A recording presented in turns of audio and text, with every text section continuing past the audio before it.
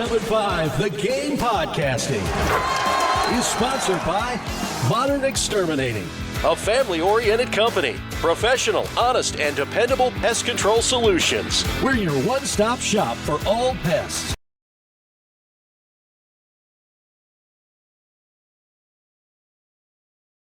Does Paul Maneri understand the importance of this series now? I hope so. And I did pull the quote if we want to play that in a little bit. Yeah, we will. I listened to what he said last year ahead of the series, and then I went back and listened to what he said at the end of the series when they got swept last year. I think somebody got in his ear over the course of the week and was like, hey, man, that ain't sitting well with this fan base. Let's educate you a little bit. So hopefully he's taking a different approach this time around. Again, after the game tonight against Queens, which hopefully Carolina wins, that question's probably going to come up again of, hey, next up's Clemson. What do you think about it? And hopefully he gives a better answer. Every game, truly, I think when you're dealing with a fan base in particular, and some of this is, I don't know, there's a fine line. We can have this discussion for a second. There's an interesting scenario playing out where, typically speaking, I don't think as a team or in our position we worry about what the fan base thinks. But this fan base has become so scarred. Sure. And they are so jaded at what's going on with all their men's teams. I do think there's a level of, like, you got to be a little more careful with these midweek games that you're supposed to win than you typically would, because you don't need the fan base getting down on you too. You need that home ballpark advantage. Yeah, and we talked about this earlier. Like last night, Arkansas got beat by Arkansas State 12-4. So it's not like. Well, did you see all the baseball last night? There was a couple of upsets that happened. So you wouldn't be the only team to lose a midweek game like this. But you're right. This fan base doesn't want to hear, well, so and so lost to so and so. Like, no.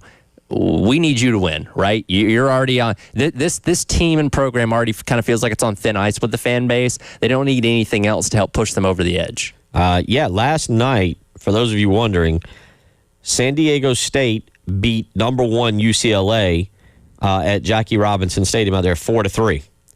Last night, McNeese went into LSU, number 2 in the country, and knocked off the Tigers 7-6.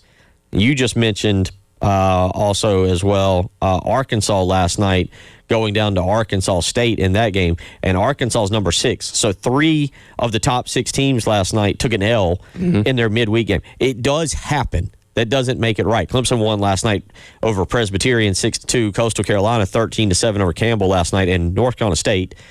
Did you see that score? No, I didn't. 3 touchdowns, 2 field goals over Richmond, 27-0. I'm going to assume that's a run rule. Does it even tell me how many innings? Doesn't tell me.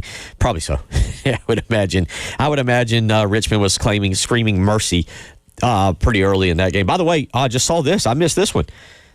I said 3 of the top 6. I'm looking at the D1 baseball scoreboard. Georgia State last night went to Georgia Tech. Goes to Georgia Tech and wins 9-4. So 4 of the top 6 last night. I didn't have that one on my sheet there of upsets. Georgia State goes into Georgia Tech last night and knocks off the Yellow Jackets, and Georgia Tech's number 5 in the country. So 4 of the top 6. So it happens, and I understand it, but I think for South Carolina, you really have to guard against it.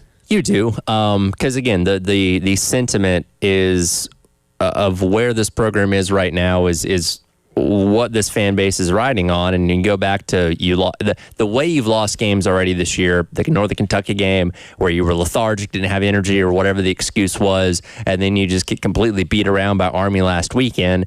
Not exactly great. There's a difference between losing games like that and losing games, on a walk-off home run or a late score by the other team in a tight competitive game. The games that you've lost have been kind of one-sided in a little bit of a way. So, yeah, the optics of how you win and all that kind of stuff are important to this fan base, and you want to be able to ride some momentum going into this weekend, obviously, and dealing with Clemson, and hopefully ride some momentum coming out of that and give this fan base belief that you're going to be competitive in conference play. Because, again, if you go out there and get swept, there's not going to be a lot of belief you're going to be able to hold your own in the 30 games in the SEC. If you go out there and take 2 out of 3, especially if maybe you can do it in convincing fashion, it's like, okay, maybe you've got something this year.